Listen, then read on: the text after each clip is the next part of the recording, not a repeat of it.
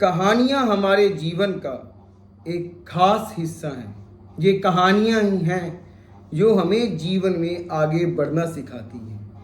ये कहानियाँ ही हैं जो हमें हमेशा मोटिवेट करती हैं। ये कहानियाँ ही हैं जो हमें जीवन में आगे बढ़ना सिखाती हैं। तो दोस्तों, आज एक कहानी लेके आया हूँ आपके साथ, जो कहानी आपके जीवन में एक नई ऊर्जा, एक नई उमंग भर देगी और जो हम हमेशा अपने आप को डिमोटिवेट करके रखते हैं, हमेशा डिमोरलाइज रहते हैं, वो हमारे अंदर कमी भी दूर करेगी और हम मुश्किलों का सामना भी करने में सक्षम हो जाएंगे। पूरी तरह से हम पूरी ऊर्जा के साथ भरपूर आगे बढ़ते जाएंगे। तो दोस्तों, एक बार की बात है, एक चंद्रकांत नाम का राजा था। उस राजा की प्रजा उसे बहुत पसंद करती थी, क्योंकि राजा बहुत ईमानदार था और अपनी प्रजा के प्रति बहुत ज़्यादा लॉयल था, उनकी रक्षा करता था।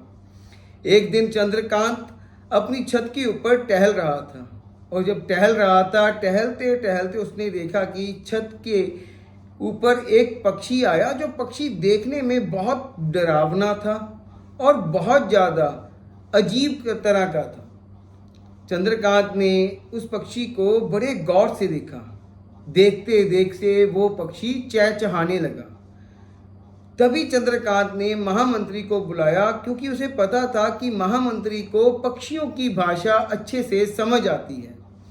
महामंत्री जब आए तो उन्होंने कहा कि ये पक्षी क्या बोल रहा है। जब महामंत्री ने उसकी चहचहाट सुनी तो महामंत्री बोला कि महाराज, ये कह रहा है कि ये एक विपत्ति है। ये पक्षी एक विपत्ति है, एक परेशानी है, एक संकट है, और ये पूछ रहा है कि ये आज आए या कल आए। ये बात सुनकर राजा को समझ आ गया कि बहुत जल्दी राज्य के ऊपर संकट आने वाला है और राज्य बहुत जल्दी किसी बहुत बड़ी परेशानी में फंसने वाला है। राजा अपने कक्ष में, अपने कमरे में चला गया और कमरे में जाकर सारी रात सोचता रहा कि अब मैं क्या करूं। जब अगली सुबह हुई तो वही पक्षी वहां बैठा फिर से चहचहा रहा था। राजा को समझ आ गया कि ये पक्षी क्या पूछ रहा है। उस पक्षी ने फिर उससे पूछा कि मैं विपत्ति हूं, मैं तुम्हारे जीवन में। उस पक्षी ने कहा कि मैं तुम्हारे जीवन में एक विपत्ति बन के आया हूं, मैं एक संकट बन के आया हूं, तो ये बताओ कि मैं आ जाऊं कि कल आऊं। पक्षी की इस बात को सुनते ही राजा ने तुरंत उसे जवाब दिया कि तुम अभी आओ। ये सुनते ही पक्षी उड़ गया। जैसे पक्षी उड़ा तो राजा को समझ आ गया कि अब ये कोई ना कोई नया संकट लेकर आएगा। बहुत जल्दी कुछ ना कुछ राज्य के साथ बुरा होने वाला है। 3 दिन के बाद पड़ोसी राजाओं ने चंद्रकांत के राज्य के ऊपर हमला कर दिया। हमला करने के बाद चंद्रकांत वो युद्ध हार गया और उसे अपनी प्रजा को, अपने महामंत्री को, अपने परिवार को लेकर उस राज्य को छोड़ना पड़ा और जंगल में जाकर बसेरा करना पड़ा। अब समय बीतता गया। काफी समय निकलने के बाद चंद्रकांत ने सोचा कि अब मुझे अपना राज्य वापस चाहिए। उसने अपने अंदर एक ऊर्जा जागृत की, अपनी टीम को, अपनी पूरी सेना को मोटिवेट किया और कहा कि हम अपने राज्य को वापस लेने के लिए आज ही युद्ध करेंगे। चंद्रकांत ने पूरी प्लानिंग के साथ जब युद्ध किया तो उसने अपना राज्य वापस ले लिया और अपनी प्रजा को भी खुश रखा और राज्य में वापस आ गया और फिर से महाराज बना। इतने सबके बाद महामंत्री ने चंद्रकांत से पूछा, महाराज से पूछा कि ये महाराज, ये बताइए कि जब वो पक्षी आपको बोल रहा था कि वो एक विपत्ति है, परेशानी है, कि वो आज आए कि कल आए, तो आपने उसे कल आने की बजाय अभी क्यों कहा?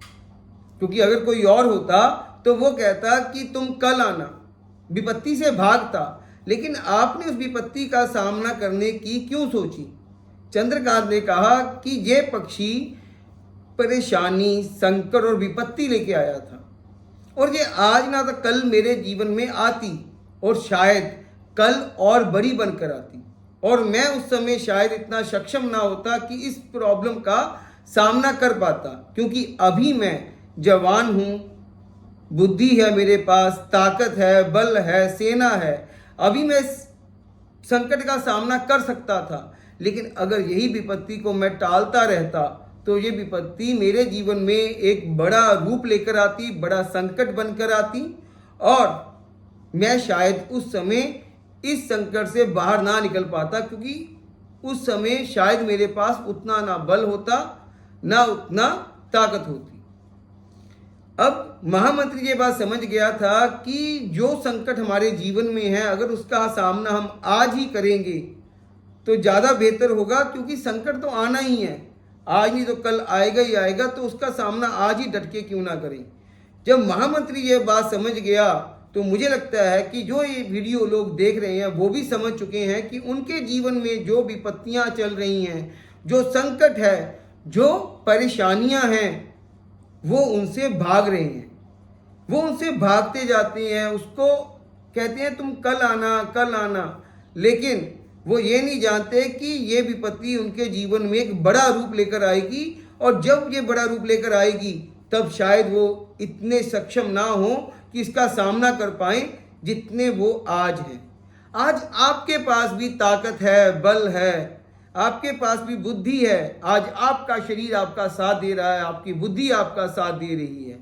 तो अगर आपके जीवन में कोई भी परेशानी है, आपके जीवन में कोई भी मुश्किल है, आपके जीवन में कोई भी संकट है, तो उसका सामना आज ही करिए, क्योंकि अगर आप आज भागेंगे ये विपत्ति आपका पीछा नहीं छोड़ेगी, ये आपके जीवन में आके रहेगी।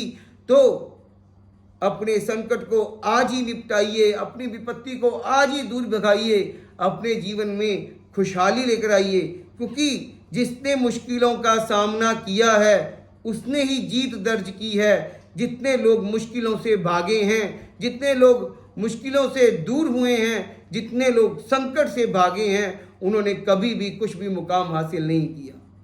तो जीवन में अगर आप आगे बढ़ना चाहते हैं तो चंद्रकांत की तरह जो विपत्ति आपके जीवन में आज आ रही है, जो संकट आपके जीवन में आज आ रहा है, उसका आज ही डट के सामना करें, आज ही डट के उसका मुकाबला करें, ताकि आप अपने जीवन का मुकाम हासिल कर सकें, आप अपनी मंजिल को हासिल कर सकें और आप अपने सपने पूरे कर सकें।